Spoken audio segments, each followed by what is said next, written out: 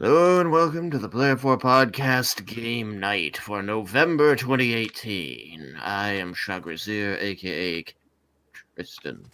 What is game night? It is the night where we play the video games. I am Alex, aka Chaos Black 21.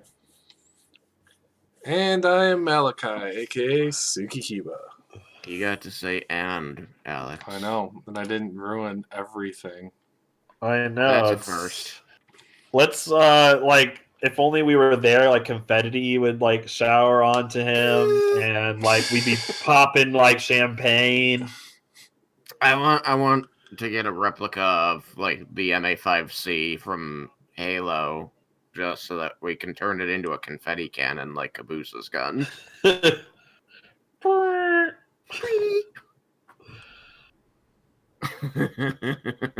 To prevent friendly fire.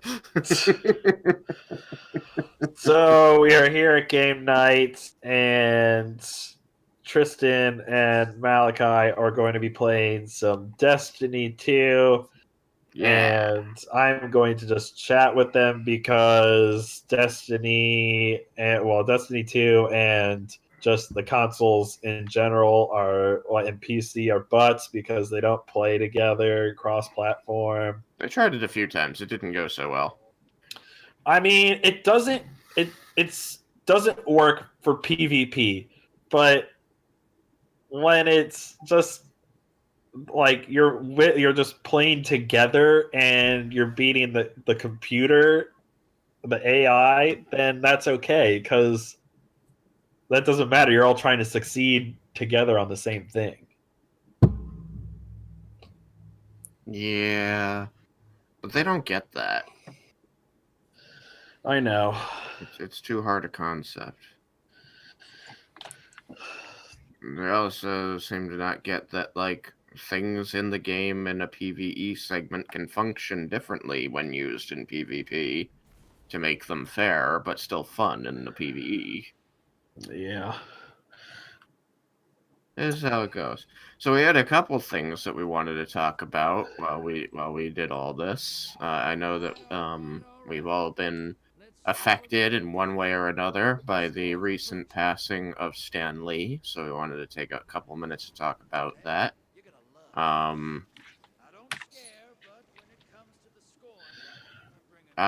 mean, you guys can touch base on Ruby if you want. I mean, it's early on in the season. I guess mine is more just of an announcement that I watched it and what I thought topically so far. I mean, let's just say I'm looking forward to RTX when we do our go through Ruby and have you pick it apart again. I wasn't sure if you were going to be looking forward to that or not. I mean, Copilot and I seem to agree more on the things. I mean, I enjoyed talking about it, and I understand your what you didn't like about it and all that. I was just tired, so I wasn't able to take part as much as I wanted to. I see.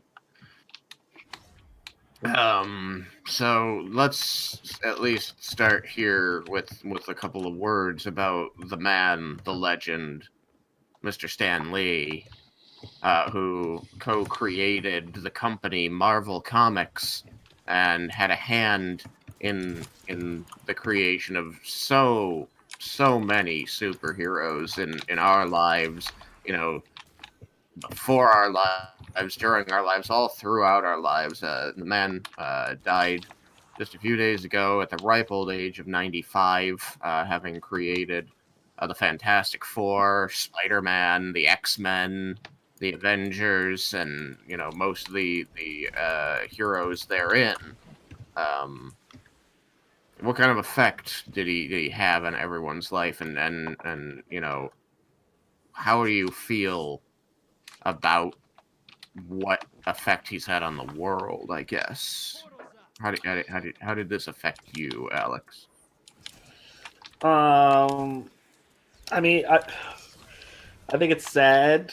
I don't think it affected me as much as some people, just because I have never been into comics. I got into like Marvel and all that with the movies, and I enjoyed his cameos. But just himself didn't really affect me too much. But I know he was a good guy, and uh, I mean, it's crazy what he brought into this world and how much it has affected people. Who was your favorite superhero? Favorite superhero actually is Batman. Oh, that's But DC. Who is your favorite I know, Marvel that's superhero? I mean, that's what I'm saying. I like is my favorite hero is technically Batman. My favorite Marvel. It's definitely not Superman. I'm hoping it's another joke. Alex, you're not succeeding very much at this. No, I'm trying to think. Superman's another DC. Spider-Man would probably be my favorite Marvel, just because that's who I probably watched the most, like the Drill cartoon side. I watched the most when I was growing up. I remember the cartoon for it. So he's probably always been my favorite Marvel. Mr. Spider-Man. That's a good one. That is a favorite of Stan Lee as well. For me, for Marvel, because I also, from the DC side, like Batman a lot. I'll go with, Justin Bank. oh, sure. I can't. Yeah. Probably go with Mr. Tony Stark. Mr. Tony Stark. You know, what's funny, I don't know if I pointed this out to you, but I saw an image online that there's actually at least one textbook now where they talk about PTSD, and one of the examples is Tony Stark. Really? Now, Yeah. that's a good one. That is a good one. Guys, that's drill side. I think Tony is a textbook case of some PTSD. I think that there are a lot of other things in there besides just PTSD that contribute to him. But I like him a lot because of his flaws as a hero. Yeah, I thought it was funny when I saw that, because I was like, Tristan and Joseph brought up the fact that he is like really showing signs of PTSD, and just nobody like addresses it at all. And then this textbook comes along and actually says it. It's like, oh my god. Yeah, no, it was Your team's doing all right. Opposing team looks strong. Transmat is go. Get ready for some resistance. I like him as Marvel more than DC brought in a lot of very humanized, very much humanized all of their characters. They were human, or they were heroic because they were flawed and succeeded in spite of their flaws.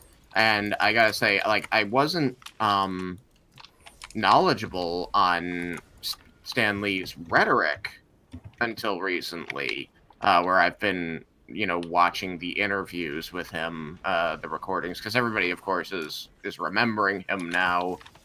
So there's any number of clips on Facebook and Twitter and the like, where you can. Where Stan Lee tells you his position on things and why he writes comics and what his goals were. And it's a very impressive person, just because even talking, back in the 70s and 80s when he was doing this at a time where there was a lot of division in our country over race and gender, and just background, and you've seen the images of Superman comics where Superman is talking about how important it is to be inclusive of everybody when thinking about the country, and who can and should be here or there. This was messaging that was very important to Stanley, and remains so, through to the end of his life. It was all about, it doesn't anybody can be a hero. It doesn't matter who you are, what you look like. It matters what you do. And it's why he enjoyed creating here, all these differently sized and shaped people as heroes, men, women, aliens, and all of their very human problems. And he had the constant message of acceptance, and that's just really cool. That was something that was one of the guns he stuck to, all the way to the end. And that it was something that he had latched onto even during a time when division and hate were so prominent in popular opinions, even now, and it's sort of looking that way again, kind of a dark time, if you will. He views these superheroes as the beacons of hope, and really they are. And that's going to be, the zeitgeist for our generation, I think. Yeah, I've seen a few things going around. One of which I think he was on some panel or interview at a con, and he was saying how he kind of designed the X-Men to show that nobody is. I can't remember quite what he said, but it was something along the lines of nobody is bad for the sake of being bad. They have their reasons, right? And there are so many ways to go with that. One of the ways he goes, problems that are systemic. You can't just beat up the bad guy. Even recently, he had a speech where it's unfortunately, in our world, it isn't as simple as getting a team of colorful superheroes to beat up a bad guy. Some of these things are systemic problems that each of us has to be cognizant of and be working to fix. And that's really good messaging. That's something that people should understand, should want to understand. Which I'd say my second favorite Marvel hero is Gambit from X-Men. Oh yeah. Yep, I think it's pretty awesome.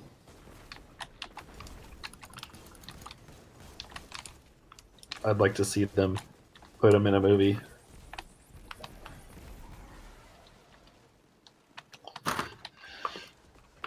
Malachi, what about you?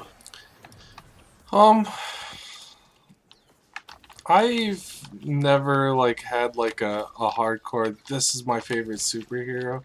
But one of my favorites that I've always enjoyed the most is Wolverine. And the X-Men series, because that in the X-Men's probably the most exposure to Marvel I had before I got older. I never really had a lot of cartoons or comics when I was younger until I was 13, 15, and then I got into stuff quite heavily.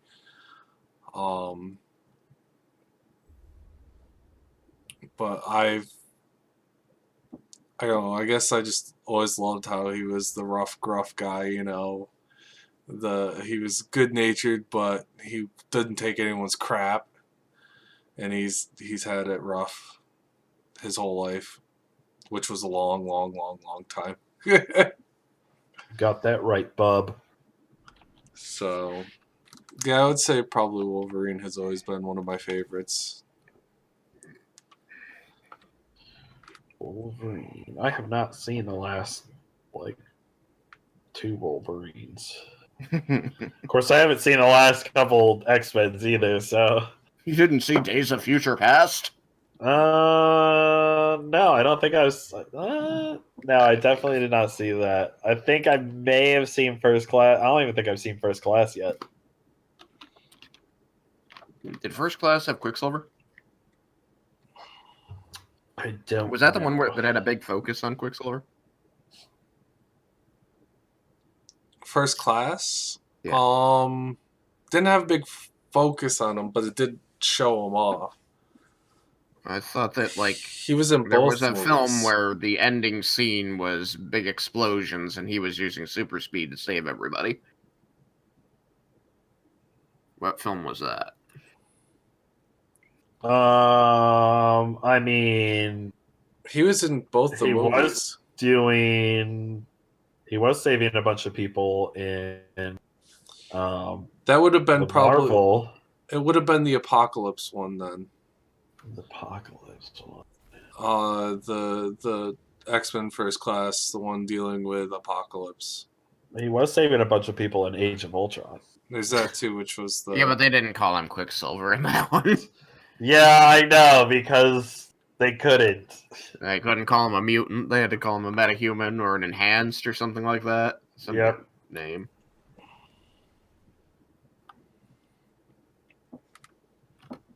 Yeah. Can we, I don't have to ask.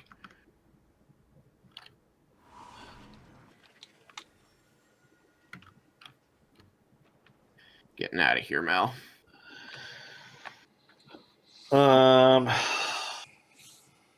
Yeah, so, but... Oh, well, didn't mean for that to go off. Yes, I'm playing a game myself on my phone.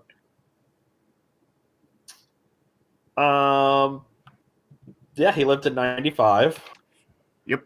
That's a very long life. Yep. And he was pretty good. I mean, yeah, he had some rough spots here and there, but it was still kind of surprising that he passed away. Yes. I don't know if it was on the news at all that he was in declining health. I mean, he's 95. Everybody at that age is in declining health. Yeah, I know, but they're always keeping an eye on information to make big news, And he is a very big, popular guy. It seemed to surprise everybody. He was very sprightly, so I don't think anybody expected him to die. And he always seemed pretty energetic in the movies as his cameos, I think that he did those knowing he didn't have a lot of time left and just went, screw it. If I'm going to be rich and famous, I'm going to take advantage of it. Well, yeah, and it also could be that he really wanted to, leave his mark and be there in all the things he helped create. Yeah. He apparently had a cameo in one of the Teen Titans Go cartoons. Wait, seriously? Yeah. Oh, I did not know that. One of his lines during the cameo is, "Wait a minute, this is DC. Ah, whatever, I don't care. I'm Stan Lee." That's funny. Be interesting to see how, like, with the movies coming up, how many he was able to do cameos for, if at all. I mean, any that were in pre or production or post production when he died, he'll probably have a cameo in because, they try to do those easy scenes first, especially when you're not sure on how someone's condition might hold up. Mm-hmm. I absolutely loved his cameo in Thor Ragnarok. because it was one of the only ones I've seen where he had a more he interacted with the main characters instead of just was a goober in the background. Which one? Which Thor Ragnarok. Yeah, which part did he do again in that one? He was the barber who shaved Thor's head. Oh, okay. Yeah. Yeah. I remember that. That was funny. Yes. Because he had funny. the crazy tool. Yep.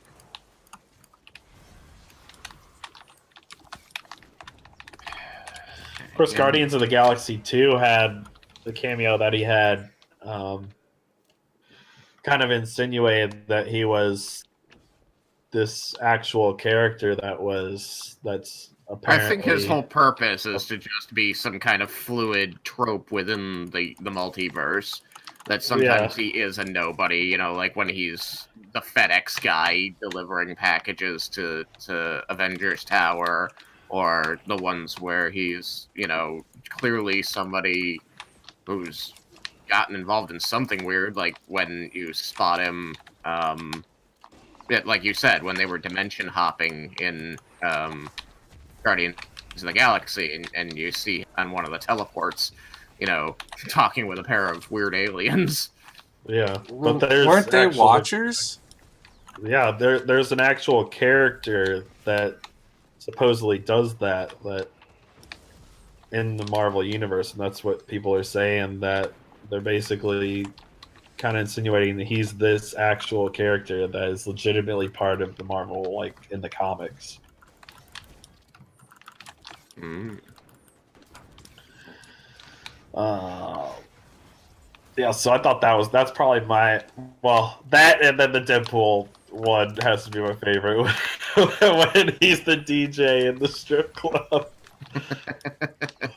I mean, I remember the first time that I saw him do a cameo. I don't know if it was his first cameo or not, but it was in the first Iron Man film, when Tony Stark is going to, you know, the red carpet event in LA, he's going to that gala that they all show up at, and as he's climbing the stairs into the building, he slaps this guy, this old man, on the back, and he says, "Hey, Hef," calling him Hugh Hefner. Yeah. And when he turns around, you see it's not actually Hugh Hefner, it's Stan Lee.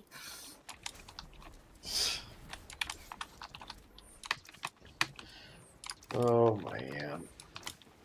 Yeah, Stan Lee's a funny guy.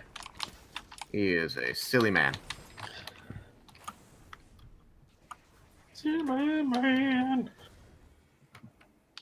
I liked him a lot, and the world's going to miss him. Like I said, you know, his reasons and what he did, and the message he was trying to spread to the world are all important. You know, it's very important messaging for today's world. And I really appreciate, you know, the lengths he's gone to, the effort he's put in to be this force for good, to really be one of his superheroes, and make the world a better place.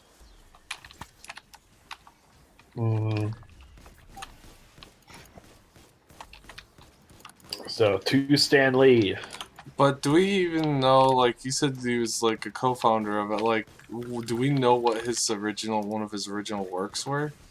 The Fantastic Four was the first one. Was it? Oh, okay. Yeah. I've never actually known that.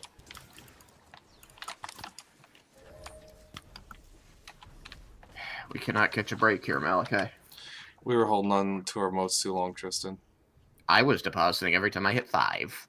The last one we could have popped it sooner, but you were waiting until you got 15. No, I was not. I got 13 moats in about 2 seconds. I watched you get 15. Snap. But anyways, doesn't matter. No, I literally picked up all 13 of those moats in one swoop. I was not waiting. The only thing I waited for was the 15th, and I literally ran across the map and killed one enemy to get it, and then ran back and deposited. All right. So, Tristan has watched the first 3 episodes of Ruby. 3 episodes of Ruby. The night that I did it, I thought maybe I'd only have access to the first 2, but I got to see 3, and I'm glad I did because 3 was their exposition episode. And so just the hot take on that is that it seems to me, speaking frankly, that somebody slapped their wrist and said, you need to decide on a direction. You need to have a backstory to build on, because right now the history that you're trying to build on is too fluid and you haven't been nailing down any particulars and facts, and things are going to start not lining up if you don't do this. And so they did. And so I'll say on the positive side, they now have a direction. They have a solid story that they want to build on, and who these people are and the roles that they play in the world. And that is a huge improvement over where they were at the end of last season. Yay. They finally took a solid stance, a more solid stance on the problems with Ozpin and the way he does things and treats people and thinks about what's best for the world. The sad truth is that in the case of the main characters, it's almost, well, it is too late for them to really do anything about it, because they even have a scene where somebody's like, we need to understand why you didn't mention this, didn't tell us this, and know what the real stakes are. And unfortunately, the moment when they wanted to do this was right when they were in a dire situation, and the other people are like, we'll have to deal with that later. Mm-hmm. And it's just like we've been in a 6-season cycle of dealing with it later. Now from the opposite side, because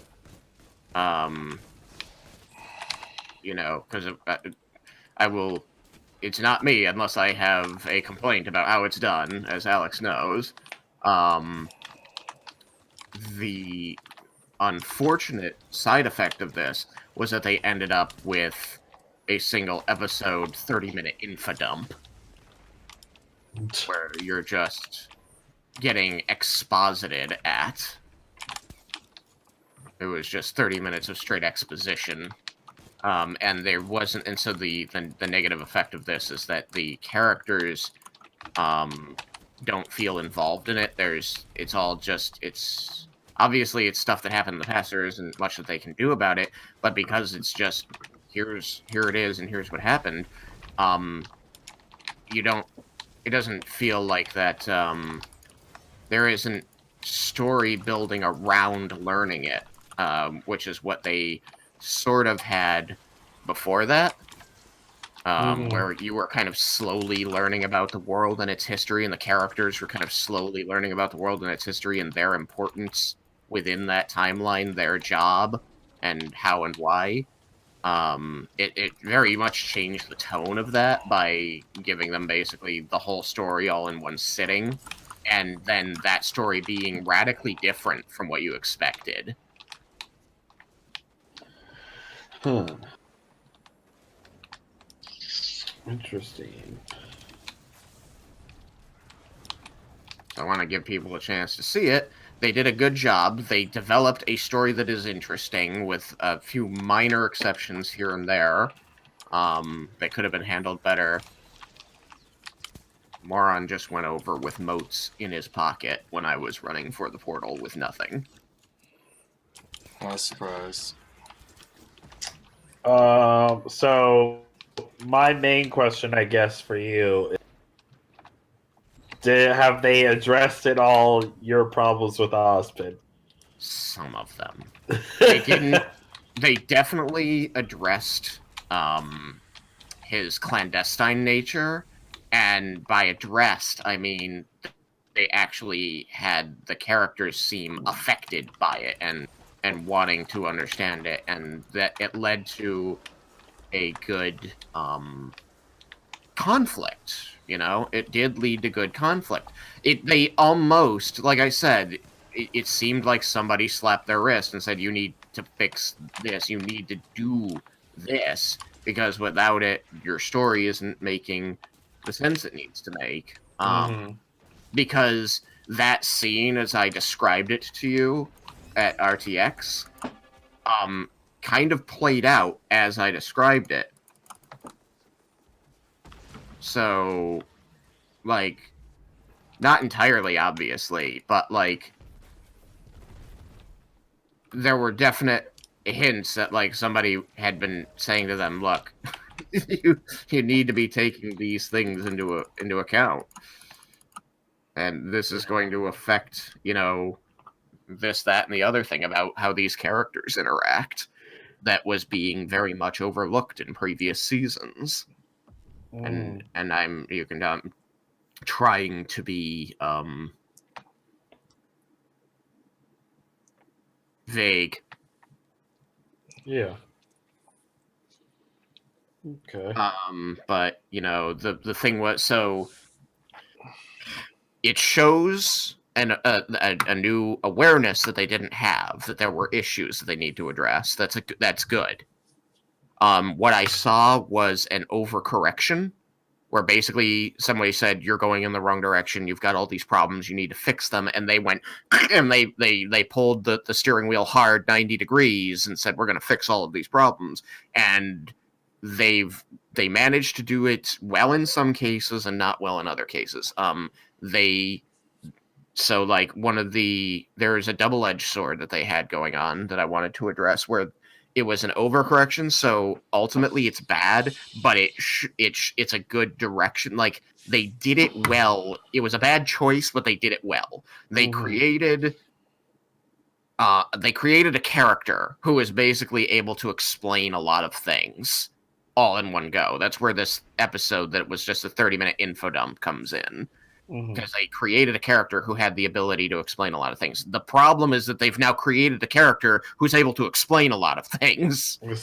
And that's problematic when you're doing the world building and the story building that they've been doing. However, they handled it well when they first introduced the concept of having a way to just know the answer to any one question you have. Sam and I were sitting there going, you know, how much you want to bet they're not going to ask the very simple question that needs to be asked once you have this kind of power. There's one thing right now that needs to be addressed, and this is what you would do if you suddenly got that power. And we were very much convinced that they weren't going to do it. And I can happily say we were proven wrong. They exactly asked the question we felt that they wouldn't ask, because we knew it was the one question they needed to ask. But it was also the one question that would shoot their story building in the foot. So they answered. Answered it, so it was good, because it was good in that is how the characters should be used, and it would be silly and it would really break your suspension of disbelief if the characters didn't use it that way after expressing the things that they expressed. It just also made it so that then you had an episode that was just a 30-minute info dump, which is problematic and storytelling. It's hard to keep interest, and then it's hard to keep intrigue after that, because then there aren't exactly secrets that people are needing to know. And just also keeping track of all that was dumped on you, because it was literally an info dump that, okay, here's all this information, try to retain it. You're going to want to watch that episode twice just to get a handle on the story that was told. And as I said, it's a decent story. It's not the story I expected. And one thing that I was taking note of was the areas where they very blatantly changed information from what had been said before, because they did revisit the history of the world, the reasons for people being certain places, certain ways, certain things being important. And at the end of all that, you did end up with some things that did not match up with the original narrative.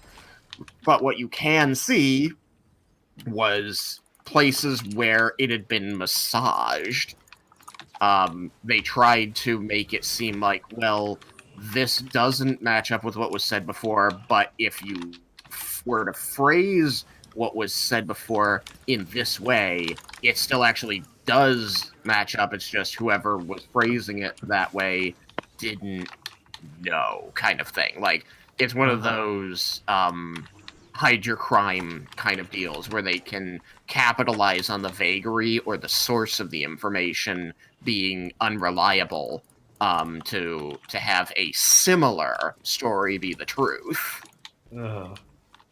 Now, I'm certain that there'll be people who pick up on this. There'll be people who are more casual and not, as critically looking at storytelling elements as I do. Like me.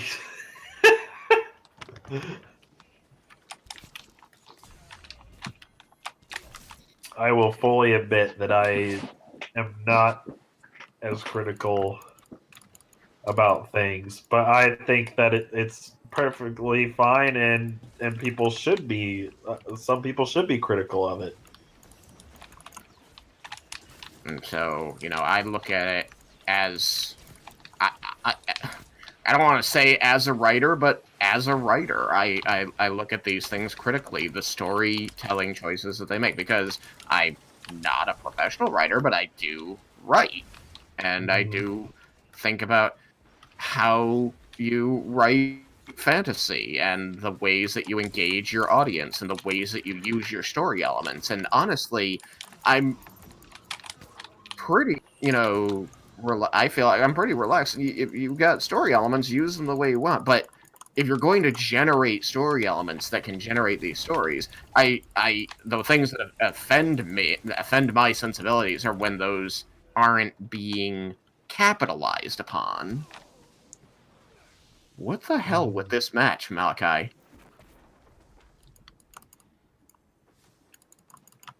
Team not doing too well. Like, we haven't been able to do anything in the last several matches at all. Like, I kind of feel that way too myself sometimes. You've played Gambit.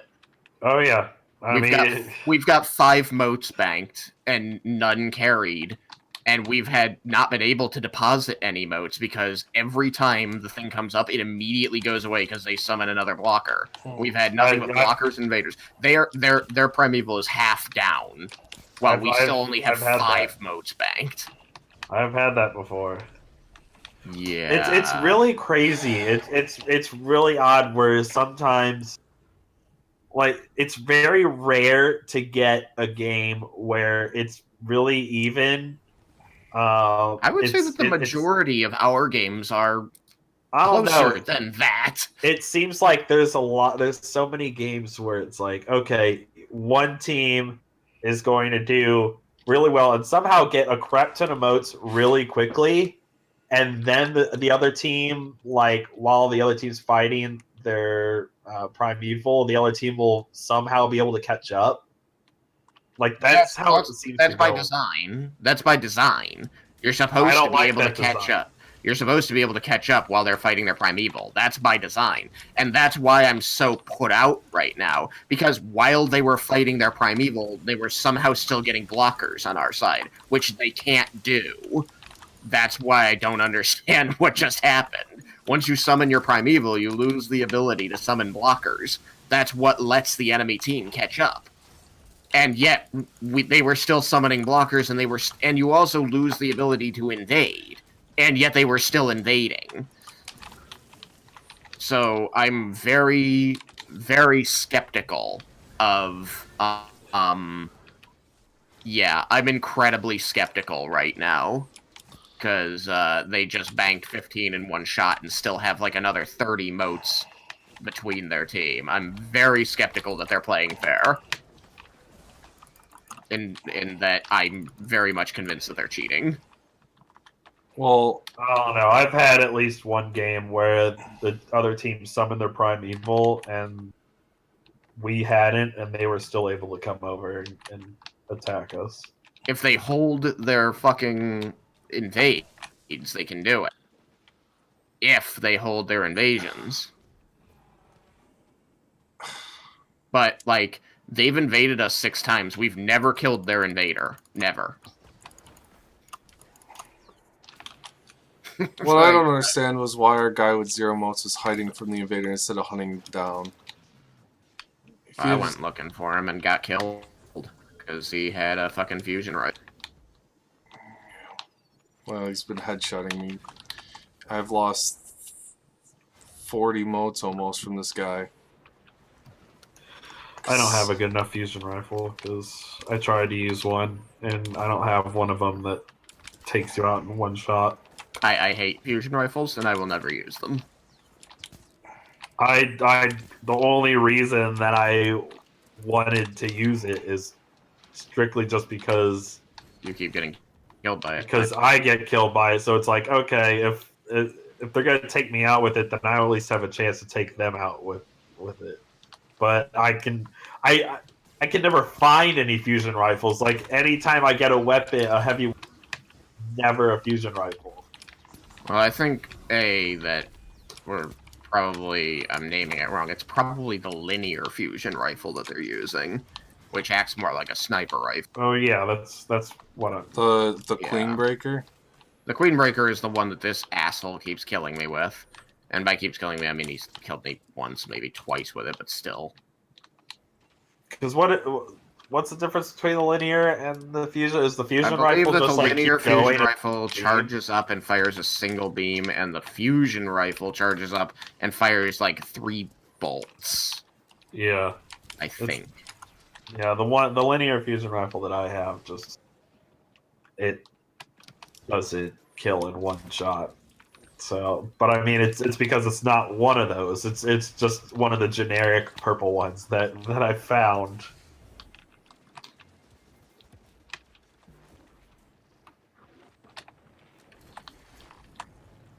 I don't know. I was liking Gambit, and then I was waiting for the. Oh, sorry, how did that happen?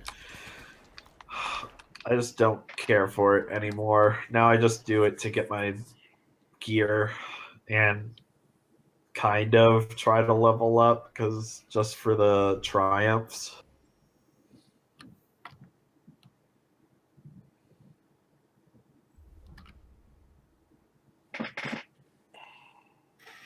I'm pretty resentful right now just because it's like you can only get this thing by random chance and then you have to kill it, otherwise you don't get it, and it's just like you have such a low chance of seeing it, and then if your team is shit, which ours have not been good these last few matches, you've got, even if you do see it, you're still screwed. And I'm just very displeased with the game design of that. So does Mal have it, but you don't? He just got it today, yeah. Okay. That's what I was wondering, because I was like, you guys play together, so I was a little surprised. I always play with them. It's not the other way around sometimes. Tisk. Well, it's not always the case all the time. You got the two-tailed fox when I wasn't around. It wouldn't have changed I anything. know, but it's you're playing It's the not game a without that's me. not comparable. Oh my god. That's not remotely comparable.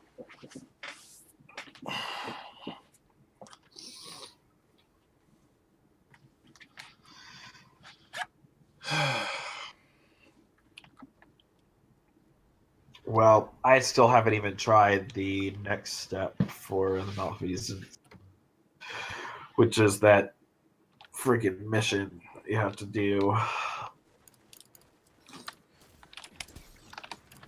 Okay. I am at 594 though.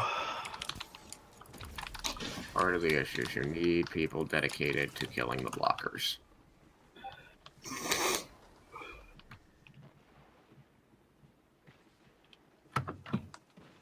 That's another thing. I feel like I cannot do very good damage to blockers, but then like other people on my team are just like, oh, they're gone. Well, it's The only way to make them up their gone is if you use your abilities. Your weapons all do, 15 to 45 damage. That's it. Because all of your weapons get scaled. But Your abilities damage don't. gets capped in this Freaking ogre down here. What the hell? too. Did not expect that right away. Oh, this is the second match. That's why. Yeah. Hey, guess what came out today? What came out today? Fallout 76. That's right. I did hear about that on Twitter. Supposedly it had a good beta. Well, no, hold on a second. No, I don't know what you've been reading. Everyone has been talking so much crap on it. That's unfortunate. Yeah, a lot of people have not been happy with it. After the beta, many people actually canceled their pre-order. Really? Yes, because apparently the people who played the game said it was pretty much an unfinished game, and there was no way they were going to completely fix it in the 2 weeks before it launched. And pretty much it's like they were saying, it's like Bethesda was saying, here, you help us fix the game for us instead of like doing it before it launched, like finding all the stuff, which I mean, it's a Bethesda game. There'll always be stuff that ends up coming out of the woodwork that they never would have been able to find themselves. But I mean, I saw those announcements. Those were weeks ago. oh, and then I don't know. So many people keep complaining about the way that the game looks. They're like, "Oh, it's running on an old engine," and blah blah. Yeah, that's on purpose. I mean, that's the thing. It's like so many. It's like I think it looks fine. Maybe Well, yeah. I'm just not very critical about the graphics because as long as I can tell what the heck I'm looking at and it's not just blurs, then I'm fine with it. I think the world looks fine, but so many people just shit on the way that the graphics and the world looks and the engine. I just don't understand.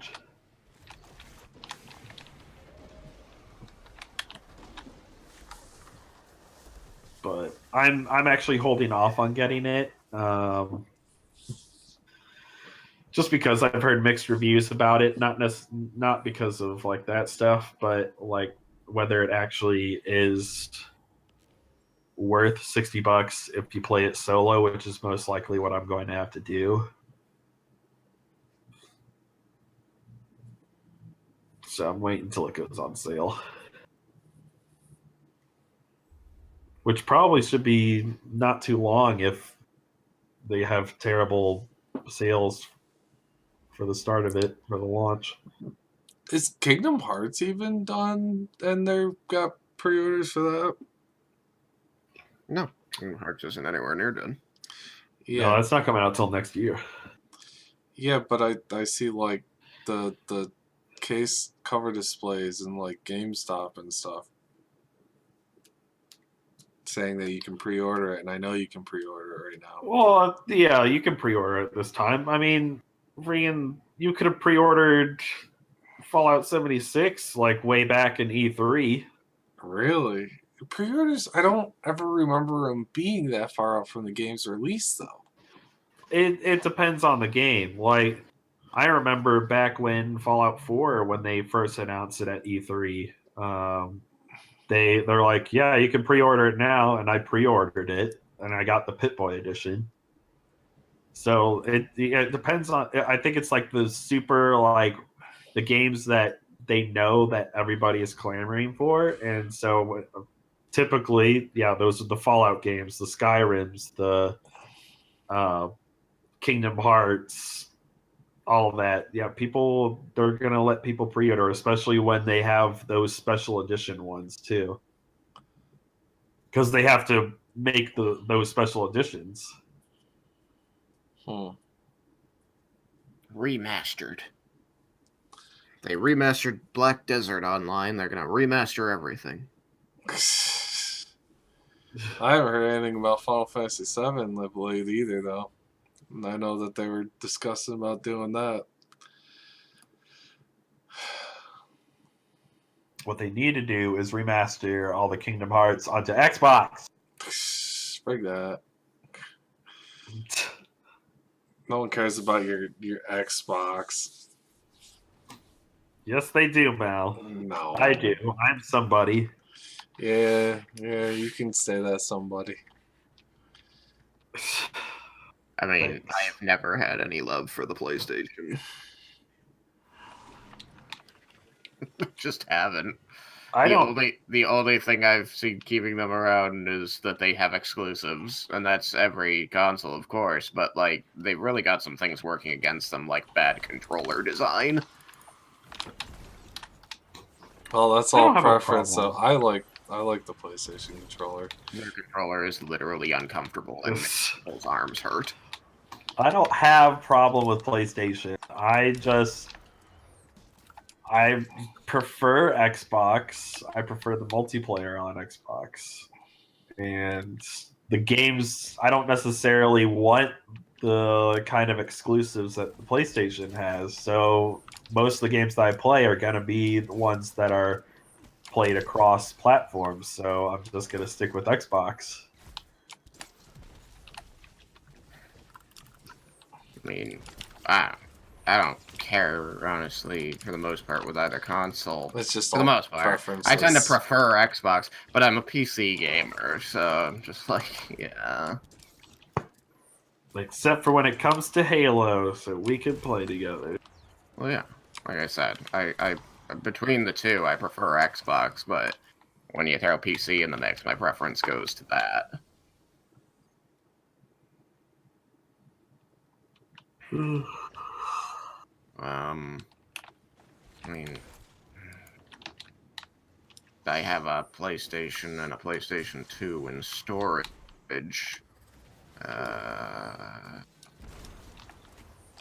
think that's because the few RPGs you like playing, I'm guessing. Final Fantasy 7, 8, and 9.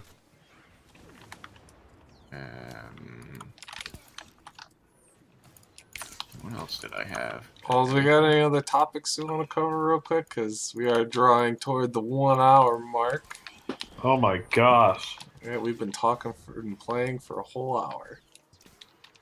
And I haven't watched Ruby of late, so I can't comment on the new release or how the story is progressing. What season did you say it was on right now again? 6. I mean, I encourage everybody to... Wow. Holy crap. I just got my butt handed to me. Tried to put up a shield and just got deleted. I encourage everybody to watch the show and watch it with a critical eye, you know? Demand good storytelling. Because they're trying to be something that matters, so it should matter. Their fight choreography was much better in the episodes that I saw than it was in Season 5. The fight choreography in Season 5 was... brutal. Yeah. It was not good. It was horrendous. It was atrocious. Not good.